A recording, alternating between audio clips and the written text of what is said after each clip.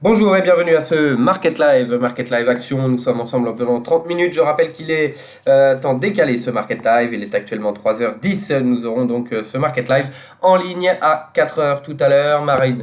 Christine Lagarde vient donc de donner son discours, continue d'ailleurs de donner son discours actuellement. Donc pas de modification, des baisses tout de même dans les taux de TLTRO, donc toujours un soutien un peu plus important, pas de hausse en revanche au niveau du rachat d'actifs qui reste donc à 20 milliards d'euros. Donc mensuellement, Christine Lagarde est en train de répondre aux questions. La question donc que tout le monde attendait, c'est bien sûr, comme on en parlait ce matin durant le Market Live, l'outlook, en tout cas les perspectives, mais surtout les junk bonds. Sur les perspectives, la BCE voit donc une baisse en 2020 entre 5 et 12% du PIB, donc selon la durée du confinement. Et au niveau des junk bonds, qui intéressent beaucoup, surtout au niveau de l'Italie, bien sûr, Christine Lagarde a précisé qu'il n'y avait pas de discussion en cours sur les junk bonds. Le problème, c'est quoi? Le problème, c'est l'Italie. L'Italie qui a été dégradée par Fitch a seulement une note, donc les notes des agences de notation, une note d'être justement reléguée en junk bond. Si la BCE n'achète pas de junk bond et que l'Italie est reléguée en junk bond, nous aurons un problème. Forcément, en tout cas, l'Italie aura un souci. Pour le moment, pas de problème. Pour le moment, le soutien continue. Nous le verrons donc tout à l'heure. Simplement, voilà, les marchés, l'Allemagne 30 donc, qui recule légèrement ici en baisse de 2,29%. Mais nous sommes bien sûr sur les CFD. Le DAX actuellement est en baisse de 1,50%. Mais bien sûr, les indices américains baissent légèrement, mais rien d'inquiétant après une nouvelle augmentation des inscriptions au chômage à 3,8 millions, de nouveaux chômeurs, au-delà du consensus à 3,5. Les PIB en zone euro étaient tous en dessous du consensus également, mais pas trop d'inquiétude. En tout cas, les marchés ne sont pas extrêmement baissiers aujourd'hui. Nous avons donc une baisse légère de 1,16% sur les futurs américains, nous le verrons dans un instant, et le DAX 1,40 à la baisse tout de même, mais il y a eu de belles hausses précédemment, donc des prises de bénéfices. Attention, nous sommes le dernier jour avant ce mois de mai. Le mois de mai, bien sûr, sell in May and go away. Ici, donc, on revient sur le Market Live et sur les actualités des entreprises. Les indices, ce sera le S&P 500 une nouvelle fois, le DAX, Microsoft et Société Générale qui ont donné des résultats. À l'inverse, tous les deux, en tout cas Microsoft qui s'en sort très bien, Société Générale qui est déficitaire. Nous verrons cela et puis nous terminerons bien sûr sur les informations à venir. Je le rappelle, il est 15h13 actuellement. Christine Lagarde est toujours en train de répondre aux questions, donc plus d'informations en suivant les Twitter, nos Twitter, celui d'Alexandre, le mien ou celui d'IG France. Nous nous concentrons donc sur les résultats d'entreprise. Aujourd'hui, jeudi 30 avril, je le dis, demain c'est mai.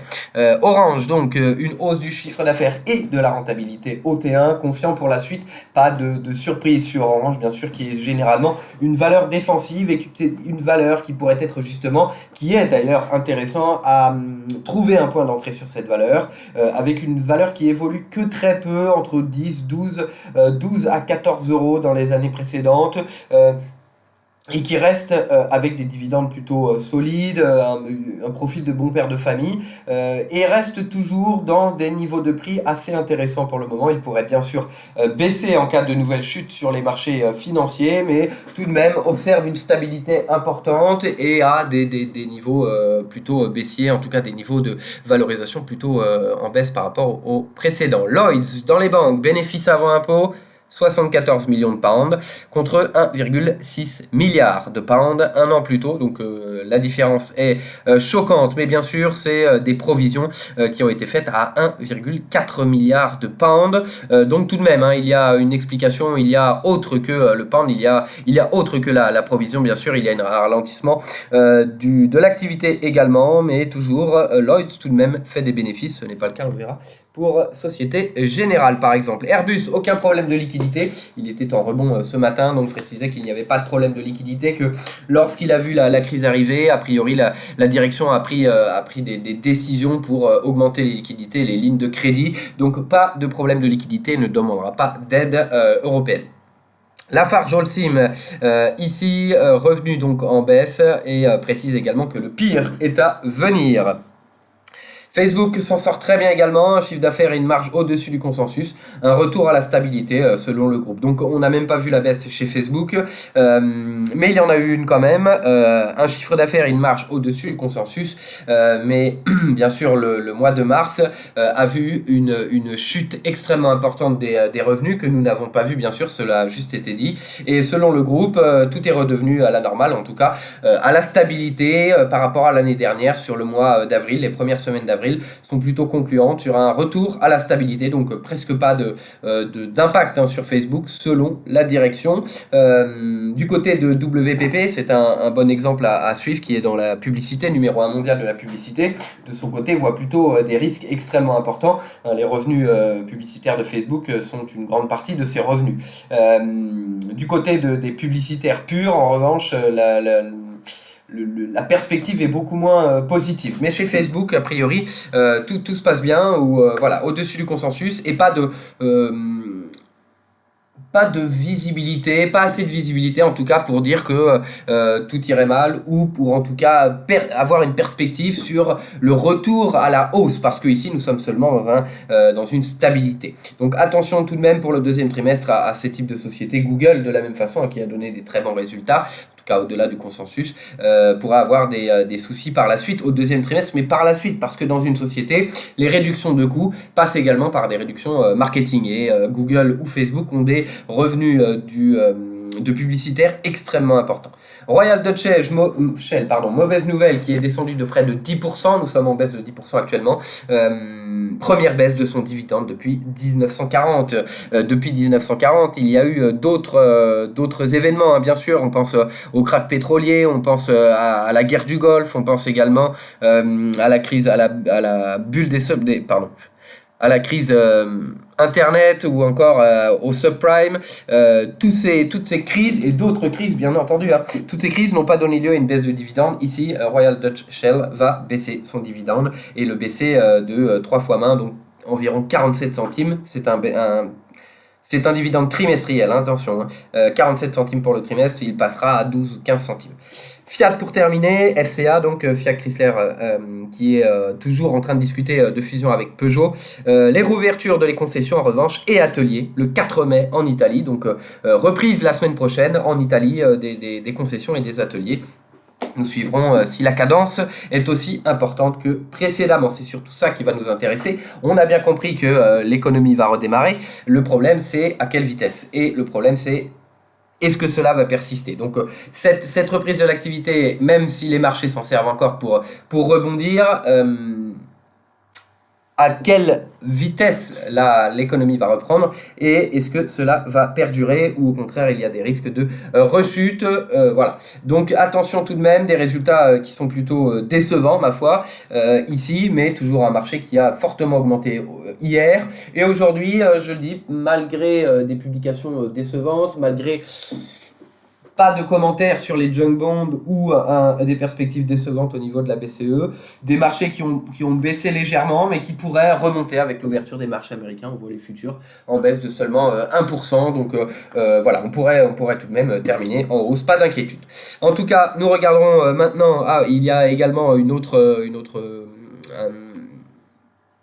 mauvaise nouvelle, en tout cas, 3,8 millions de chômeurs supplémentaires aux États-Unis. Nous atteignons les 30 millions d'inscriptions au chômage, ce qui représente à peu près un cinquième des travailleurs américains qui est au chômage partiel, en tout cas. Qui n'est pas durable a priori, mais nous suivrons cela avec attention. Également les dépenses de ménage qui étaient en forte baisse, les PIB en zone euro qui étaient en forte baisse, tout cela ne permet pas au marché donc de rester inquiété. Il y a la Fed. Voilà donc pour cette partie actualité des entreprises. Nous allons passer maintenant à l'analyse de deux indices. Nous commençons sur le S&P 500. Alors régulièrement le marché est ouvert. Ici le marché va ouvrir dans 10 minutes.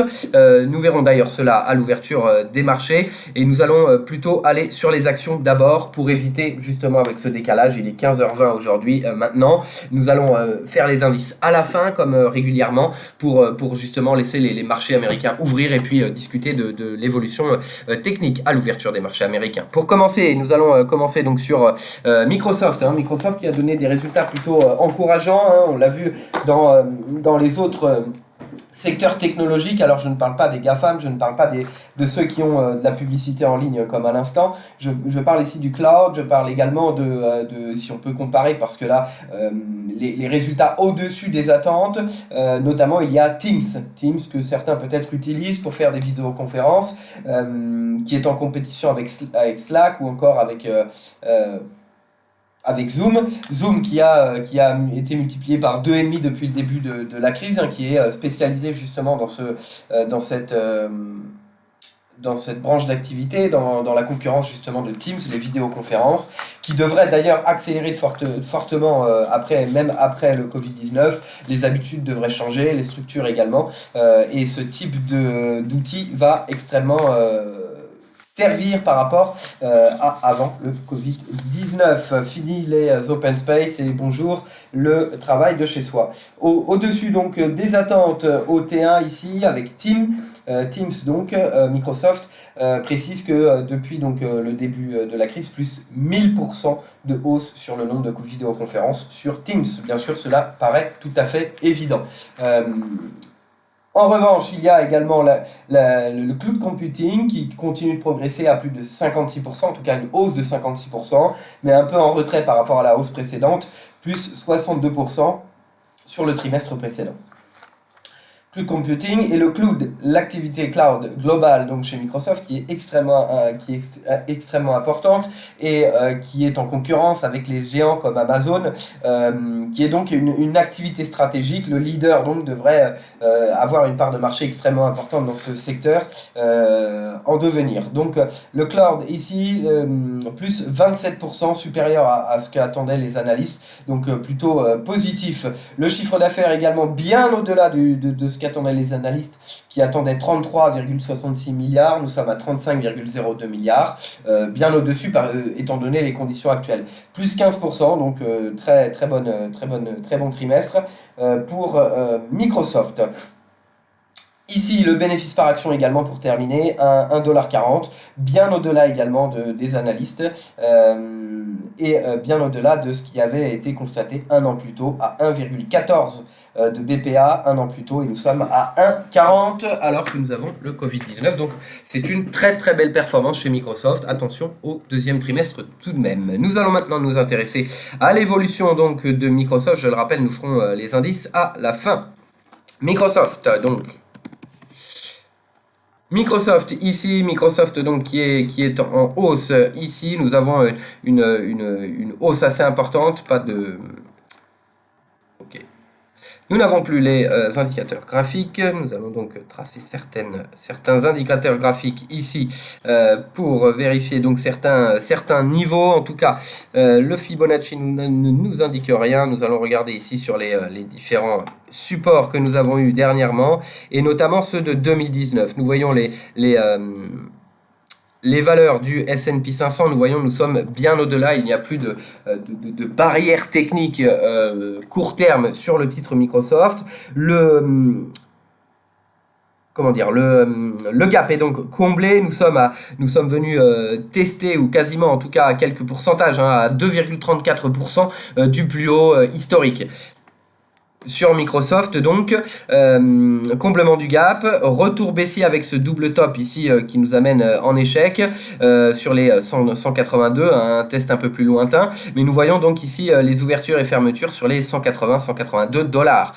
Bien sûr, la perspective ici reste plutôt haussière. Nous avons une légère baisse, mais on voit tout de suite les indices qui reprennent la forme. Nous étions en baisse de 1,30% sur le futur S&P, et puis nous revenons ici tout doucement sur une légère baisse réduction de la baisse, moins 0,90%. Actuellement, nous sommes toujours sur les futurs. Les marchés ouvrent dans 5 minutes. Je le rappelle, il est 15h25. Au niveau technique, donc, il faut venir clôturer au-delà de ces niveaux, venir clôturer au-delà des 182, qui permettrait bien entendu de venir ici tester le plus haut historique sur Microsoft. En cas d'échec, en cas de retour ici et de maintien sous les 182, retour sur les 175 dollars. Nous poursuivons, nous regardons une seconde action, Société Générale, avec le secteur bancaire en Europe qui est sous pression. Société Générale qui est en forte baisse actuellement, mais cela n'inquiète pas plus les marchés. Nous sommes actuellement sur le CAC, une baisse de 1,28% maintenant que les gros événements sont passés, tous les PIB en négatif, les inscriptions au chômage à plus de 3 millions, la BCE qui voit donc une baisse du PIB de 5 à 12% et qui ne sait pas encore s'il va acheter des junk bonds alors que l'Italie est un grade du junk bond. Maintenant que toutes ces bonnes nouvelles sont passées, il n'y a que des bonnes nouvelles qui restent et donc a priori la baisse pourrait être évitée alors que ces rendez-vous importants, les PIB américains, la Fed, la BCE, pour le moment n'ont pas d'impact. On reste à l'achat sur les marchés financiers ici. Et donc, au niveau de Société Générale, pour revenir aux bancaires en Europe, la perte donc au premier trimestre avec une forte augmentation du coût du risque. Des provisions justement qu'on a vu un peu dans tous les secteurs bancaires, américains également, dans toutes les sociétés du secteur bancaire, américain également. Le scénario pour le scénario pour Société Générale sur les PIB. Il y a deux types de scénarios. Il y a un scénario de base avec un PIB en France en baisse de 5,8%, la zone euro en baisse de 6,8% et le monde en baisse de 2,3%. Donc les perspectives sont basées et le coût du risque est basé justement sur ces perspectives. Il y a une autre perspective, un autre scénario, avec une baisse en France de 11,1%, 12,8% sur la zone euro et 7,8% au niveau du monde. Voilà un peu où se situent les scénarios de Société Générale. Des incertitudes en revanche persistent donc et pas de visibilité au T2. Ce qu'a donné à peu près toutes les sociétés. Donc c'est normalement dans les conditions de marché classiques, c'est quelque chose d'extrêmement inquiétant lorsqu'une société retire ses perspectives et même après les résultats n'en donne pas plus. Donc ici, les sociétés surfent sur cette vague et justement ne donnent pas de perspective puisque cela n'a aucun impact. Donc autant ne pas en donner et inquiéter donc, les investisseurs. S'il y avait des perspectives positives, a priori les sociétés ne se manqueraient pas de le dire. N'oublions pas que les chefs d'entreprise et même les cadres, les hauts dirigeants ont tous des intérêts dans la valorisation des actions, beaucoup plus que sur le salaire. Le salaire est généralement moins important que le bonus qui est lié donc ou les stock options qui est lié à la valorisation bien sûr de l'action. Il faut voir également l'intérêt du dirigeant qui n'est pas du tout le salaire. En règle générale, ce n'est pas le plus gros intérêt. Pour preuve, la plupart ont réduit leur salaire. En revanche, pas de perspective sur l'avenir, ce serait peut-être un peu trop risqué. Pour revenir sur les résultats, donc sur Société Générale, le coût du risque qui a augmenté à 820 millions d'euros contre 264 millions d'euros un an plus tôt. Bien sûr, ce sont les provisions importantes, les provisions donc pour les défauts de clients notamment. Cela pourrait augmenter de façon importante. La perte nette, donc pour revenir au résultat du premier trimestre, 326 millions d'euros tout de même, alors qu'un an plus tôt, nous étions à plus 700 millions d'euros quasiment. Également, les analystes voyaient plus 200 millions d'euros, donc un résultat net de 200 millions d'euros. Nous avons ici une perte de 326 millions d'euros. Donc Société Générale baisse légèrement, en tout cas de 6,8%, ce qui est une baisse importante, bien sûr, mais pas d'inquiétude au-delà de Société Générale. Le résultat net ajusté ressort à 98 millions d'euros contre 1,07 milliard d'euros. Ce sont d'autres données qui sont données ajustées donc des activités non poursuivies notamment.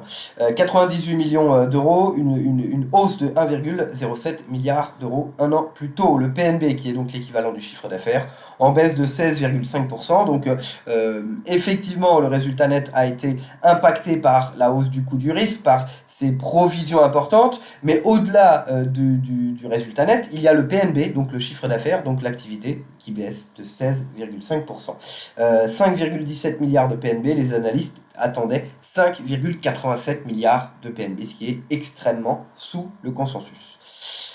Une réduction de coûts prévue, donc des réductions probablement logicielles, marketing, mais également nous avons des baisses de coûts extrêmement importantes dans toutes les sociétés. Il faut également comprendre que cela est la baisse des salariés, la baisse de la masse salariale. On on va voir cela dans toutes les sociétés, et donc forcément la consommation va baisser, etc. Mais cela n'a pas d'inquiétude également, peu d'inquiétude au niveau macroéconomique, pas de dividendes, pas de perspective bien entendu, trop difficile pour voir ce qui va se passer dans le prochain trimestre, même si on anticipe un rebond extrêmement important, on ne peut pas donner de perspective. Voilà donc pour ces résultats d'entreprise, donc décevants ou pas. Nous allons maintenant voir un peu ce qui se passe sur l'évolution donc du cours de Société Générale dès maintenant. Voilà, Société Générale donc qui est bien loin, qui est toujours en forte baisse, le secteur bancaire européen bien sûr est en très forte baisse ici sur les niveaux, donc quasiment sur le niveau de 2009. Par contre, il y a la crise derrière de la dette, qui pourrait être en même temps. Nous avons ici une crise où nous avons tout en même temps, la baisse du chômage, la baisse de la consommation, la hausse des entreprises, c'est une crise où on a tout en même temps, on n'a pas le temps de voir, nous avons la baisse et la hausse à quelques semaines d'intervalle, et parmi les plus grosses hausses du marché, alors que de l'autre côté on a les plus grosses baisses économiques. Donc on a vraiment une crise où on peut tout prendre d'un coup, on a tout d'un coup ici. Attention à cette crise de la dette, je reviens ici sur la crise donc de 2009. Attention à la crise de la dette, ici c'était plusieurs années plus tard, mais étant donné la crise, on peut avoir une crise de la dette assez rapidement. On pense tout de suite à l'Italie, on pense tout de suite au junk bond pour revenir à la BCE, qui ne discute pas pour le moment de racheter des junk bonds. Pour terminer justement, l'Italie est à un cran donc d'être junk bond, d'être noté comme junk bond. Si la BCE ne rachète pas de junk bond, l'Italie n'aura pas le soutien de la BCE. On y revient. Ici, on y reviendra très certainement à très court terme. En tout cas, ici, au niveau technique, tout de même, une baisse, c'est encourageant. Une baisse, c'est-à-dire que tout de même, le marché n'a pas perdu totalement la raison et donc voit qu'il y a des craintes sur Société Générale, mais cela n'influence pas grandement les marchés entre ces résultats et également Christine Lagarde. Cela a un impact quand même sur le secteur bancaire, mais celui-ci avait progressé. Nous sommes sur BNP, mais c'est pour voir que tout de même ça impacte le secteur bancaire au niveau européen. Mais nous avions surtout une hausse ici qui s'était faite. Voilà, de près de 20% durant les dernières séances. Donc voilà, on revient simplement sur des niveaux plutôt corrects. Donc au niveau technique, un retour est probable sous les 14 euros. Un retour est probable ici sur le plus bas des 13 euros sur Société Générale. Je le rappelle, le plus bas depuis donc la crise de la dette ici. En cas de nouvelle baisse, voilà, l'objectif c'est de revenir sur les... En cas de nouvelle baisse, donc de retour à la raison ou de résultats encore plus décevants, de revenir sur le seuil, donc c'est plus bas que nous avons vu autour des 11 euros. En cas de rebond, de retour haussier, de bonnes nouvelles probablement, nous pourrions voir une accélération. Il faudrait venir, je vais essayer de le rendre les choses un peu plus visibles ici. Voilà. Il faudrait venir dépasser le plus haut récent, donc sur les 15,84, ce qui a quasiment été visible, 15,84 pour essayer d'accélérer, et en cas de dépassement de ces 16 euros, retour ici sur les 18 euros. Sous les 14, attention au retour sur les 13 euros sur Société Générale. Voilà, nous pouvons nous intéresser maintenant à l'ouverture des marchés américains, je le disais, donc étant donné que nous sommes en décalé, on va retourner sur l'ouverture des marchés américains maintenant et on va faire également le DAX 30. Donc non pas de Dow Jones mais le S&P 500. Le S&P 500 qui repart en baisse pour peut-être simplement courte période. Un moins 1,23 tout de même. Mais nous avons eu une hausse extrêmement importante hier avec des résultats très très encourageants. Nous avons Apple ce soir. Apple, une des seules sociétés GAFAM, FANG, qui est exposé à la Chine finalement. Google n'est pas autorisé, Facebook n'est pas autorisé, Netflix ne doit pas avoir beaucoup de chiffre d'affaires qui est présent en Chine, je ne connais pas le détail donc à vérifier. Voilà, donc dans la plupart des FANG à Amazon, il y a Alibaba, Tencent qui font très bien le travail. Donc attention tout de même, ce sont des sociétés parmi les FANG qui n'ont pas forcément le même impact que Apple qui réalise 15% de son chiffre d'affaires en Chine, mais qui produit également tous ses biens en Chine. Donc voilà, la seule société technologique d'envergure qui pèse près de 1000 milliards ou plus, qui a un vrai impact en Chine. Et pourquoi on parle de l'impact en Chine? Parce qu'on parle du premier trimestre. Le premier trimestre n'a été que peu impacté par le Covid en Europe et aux États-Unis, en tout cas au niveau du chiffre d'affaires, parce que le confinement s'est fait sur les 15 derniers jours du trimestre. Et pour autant, on a tout de même une baisse de 4%, de 4,8% du PIB américain. Attention à ces sociétés qui n'ont pas été impactées pour le premier trimestre, mais qui le seront par contre au deuxième trimestre. En revanche, Apple, je le disais, donc qui a été impacté par les ventes en Chine d'abord, ensuite bien sûr légèrement par l'Europe et les États-Unis, mais surtout par la production, et donc et on va surtout surveiller au niveau d'Apple la reprise de la demande en Chine, avant la reprise de la demande en Europe et aux États-Unis. Au niveau technique, ce retour baissier donc sur des niveaux importants, hein. On a ici le comblement du gap, d'une part la moyenne mobile sans période, le retracement de Fibonacci, le seuil des 3000 points. Donc on a tout de même une belle barrière technique, mais qui aurait pu être fendue comme celle que nous avons vue ici. Mais c'est tout de même c'était l'objectif des 3000 points. Nous en sommes ou quasiment. En tout cas, le comblement du gap, c'était l'objectif.